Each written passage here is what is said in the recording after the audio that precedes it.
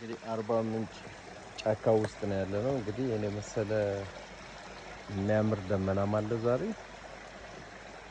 እና ምንጩም ይሄው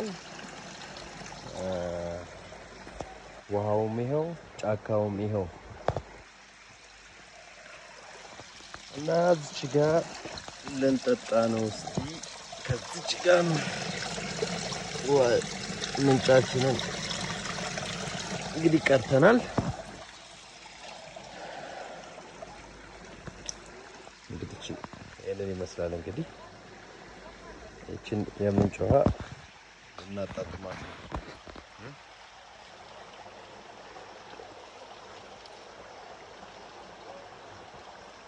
አሪፍ እንግዲህ ይሄን ይመስላል። ይሄን የመሰለ ጫካ ውስጥ ነው ያለነው ዛሬ አርባ ምንጭ ላይ።